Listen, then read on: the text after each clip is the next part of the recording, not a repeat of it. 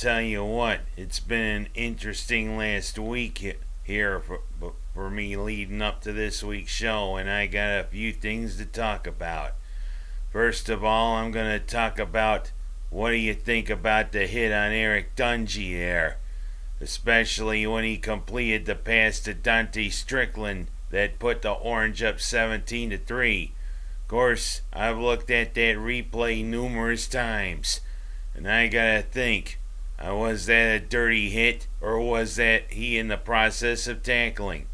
He could have maybe veered off a little bit, but, he was kind of in the process of tackling too. So it's half dozen of one, half dozen of the other. Of course, you got people saying, oh, he should be thrown out of football. He should be thrown off the team. Well, sometimes I think the refs abuse that rule. Yeah, they put that rule in to help defenseless players. But sometimes they call targeting when they shouldn't. But on the other hand, SU, we better be worried, because Hunt went down and we don't know what's going on with Dungy. Do we have to turn to Austin Wilson or to Zach Mahoney, or maybe get A.J. Long off of being a redshirt? As it's almost starting to look like last year all over again, when we go through about 5 different quarterbacks. And that's not a recipe for success, especially when you got the team whose fans are known as the king of college tailgate parties coming to the Dome. LSU is coming to the Dome, and we are on the national stage now. LSU is known for their partying and known for their great teams, especially Leonard Fournette, one of the best running backs to come along in a long time. We gotta start getting onto that, Syracuse, but let's hope Eric Dungy will be ready to go, because I think with him we got a shot. And also I want to talk about, does Rex Ryan think that the Bills were overhyped? Well, maybe in a way they were.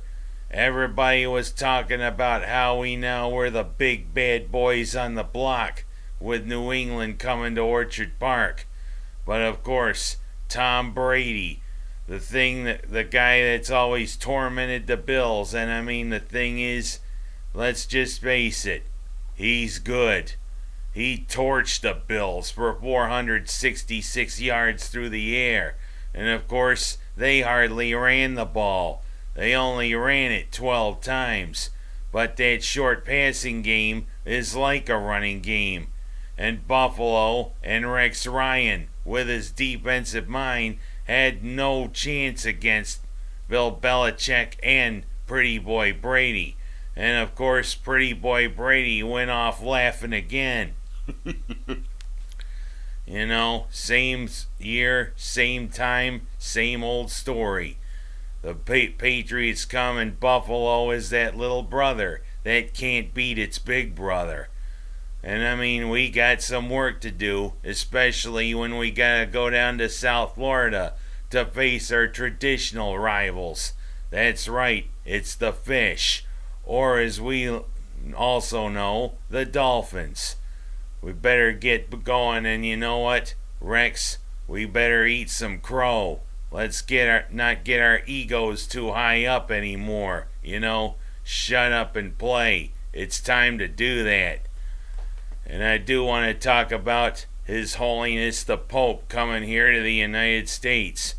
It is such a big event, especially when the most influential religious leader in the world comes to the United States of America. It doesn't happen too often. And it'll be something to see what Pope Francis has to say before Congress. He'll meet with President Obama. He'll go to several cities: New York, Philadelphia, D.C. It's gonna be some event. And I'm thinking, he's so far shown he's the people's Pope. He's a person of commoners. He seems to reject all the things that's afforded to the Pope for the simple things. Plus, he likes to go into the crowd to greet people. This guy has been a breath of fresh air in the 2 years he's been the Pope. and I'm hopeful that he can turn the way Catholicism has been in the United States around. Because, Catholics going to Mass has been on the decline. Churches have had to consolidate or close. And it is especially troubling for this Catholic right here. I'm hopeful that his trip here to the United States can help mend fences and turn people on to saying that it's okay to go to church again. It's okay to believe in your faith. Pope Francis, I'm anxious to hear what you have to say. And let's hope it's a great visit. But I also do want to switch gears from something religious to something supposedly sacrilegious that happened in Rochester. Apparently, a school board member decided to use the F word when describing what some parents in the Rochester School District do. Well, she's come under fire from Adam Urbanski, who's the president of the Rochester Teachers Association. And he just says that was inappropriate. When some other school board members say, she was right on the money. But I think there are bigger issues with the Rochester School District than just a board member using a swear word. Because look at the attendance figures. They say during the first week, only 75% of students went to schools in the Rochester district. 75%. That is unacceptable. And you look at the school districts around here. 96-97% of kids usually show up to class. And that shows you that people like Superintendent McEvney, Superintendent McNabb, and all of the other superintendents that are in the Finger Lakes region are doing their job, and parents are doing their job. But in a way, I think this school board member had a point. Some parents of students in this Rochester district just don't care one way or the other, when in fact it should be the opposite. They ought to get behind their kid and make sure that they do their schoolwork, make sure they do their homework, make sure they attend class. Some parents just don't seem to give a darn. And it just shows how the values of some of them are really warped. When you got values of parents down here. It just seems as though Superintendent Vargas and others have to do a better job. And I'm not saying the use of the word was warranted, but she has a point. And last but not least, I'm going to talk about something that, the last couple of weeks, she's made national news and everything, but it's another thing the media's trumped up. That Kentucky court clerk. And that she went to jail for not issuing marriage licenses to gays in her area. The thing is, she should separate the church from doing her elected job. Because, that's what the people wanted her to do. And, she's supposed to do that. Separate church from her job. But on the other hand, it's only a minor thing. Why'd the media have to trump it up? There's more important things about a clerk not doing her job.